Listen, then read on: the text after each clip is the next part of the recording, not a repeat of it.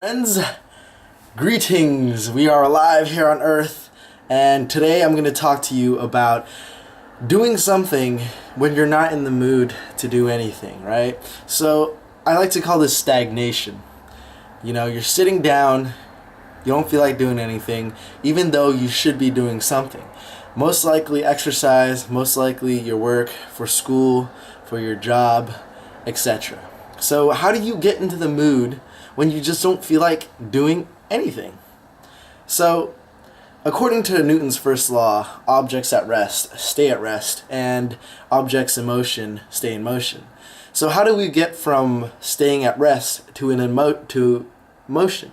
If you noticed, when you sit for prolonged periods of time, it's very easy to think into this cloud storm of negativity. You know, you're like, oh, I should be doing this.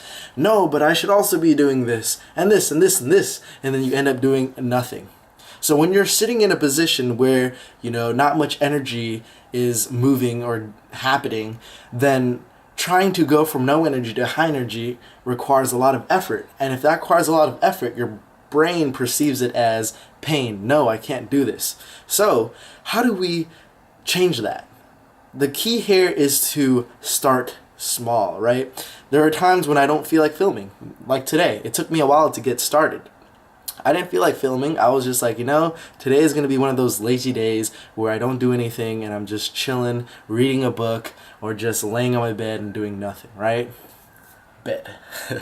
Anyhow, the key here is to start so small that it gets you in motion, because you can't think your way into motion. You actually have to move. You actually have to start doing things. So what I did was I started talking out loud, because it required no effort. It required minimal energy. I just started talking out loud, practicing what I was going to say in front of a camera, because I was going to do a video on getting into the mood. So I was just like, you know, you get into the mood. At first it sounded really sloppy and low energy, but as I was going and kept going, things began to build up, and you get into this state of flow where everything just feels natural. So start so small that it's something you can do. For example, if it's exercising, just get up from your seat and do 10 push-ups. You can definitely do 10 push-ups. If you can't, do squats. And if you're, you know, so overweight and, you know, so incapable, then just do 3 or go for a walk. As soon as you make a small step, it's easy to take another step, another step. You want to make sure the step is so small that you can do it, and you have no excuse not to do it.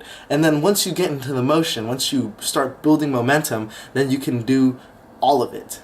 But sometimes you won't want to do all of it, even after you've taken 5, 10 small steps. Then permit yourself to not do it that day. You just can't make that a daily habit. You want to make sure you're making progress and going to the right direction that you should be going in. So if you struggle with getting into the mood, make sure you start small.